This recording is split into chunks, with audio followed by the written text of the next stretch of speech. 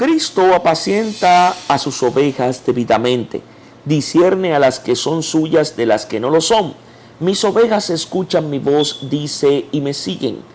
En estas palabras descubro que todos los buenos pastores se identifican con este único pastor. No es que falten buenos pastores, pero todos son como los miembros del único pastor. Si hubiera muchos pastores, habría división, y porque aquí se recomienda la unidad, se habla de un único pastor.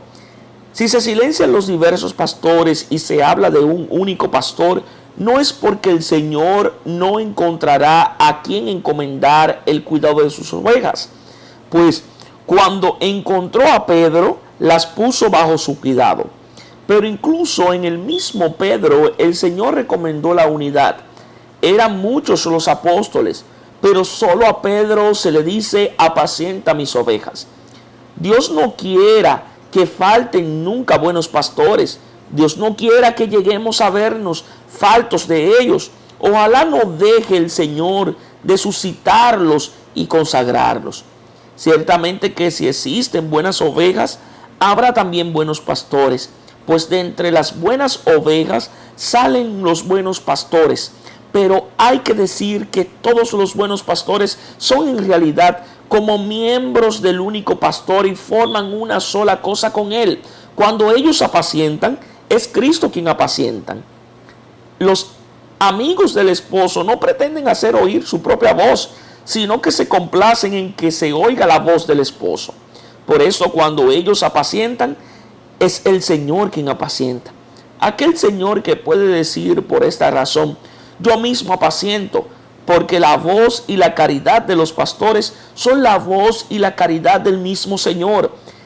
Esta es la razón por la que quiso que también Pedro, a quien encomendó sus propias ovejas como a un semejante, fuera una sola cosa con él.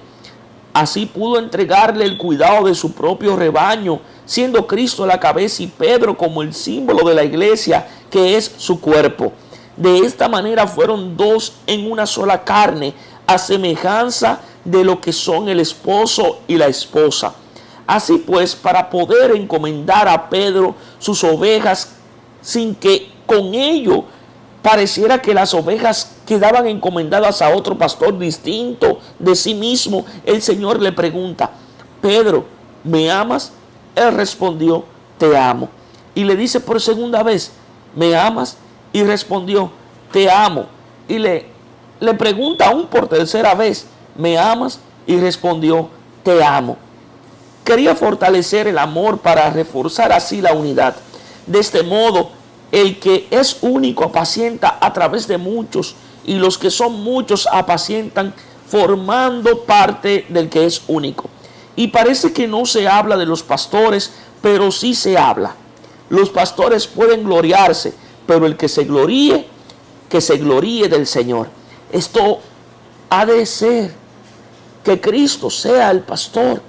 Esto es apacentar para Cristo. Esto es apacentar en Cristo y no tratar de apacentarse a sí mismo al margen de Cristo. No fue por falta de pastores, como anunció el profeta, que ocurriría en futuros tiempos de desgracia, que el Señor dijo: yo mismo apacentaré a mis ovejas, como si dijera: no tengo a quien encomendarlas.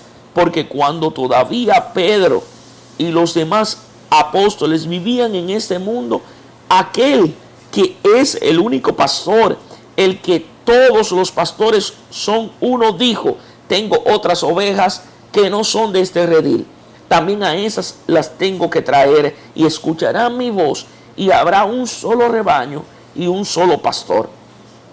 Que todos se identifiquen con el único pastor y hagan oír la única voz del pastor, para que la oigan las ovejas y sigan al único pastor, y no a este o aquel, sino al único, y que todos en él hagan oír la misma voz, y que no tengan cada uno su propia voz. Os ruego, hermanos, en nombre de nuestro Señor Jesucristo, poneos de acuerdo y no andéis divididos. Que las ovejas oigan esta voz.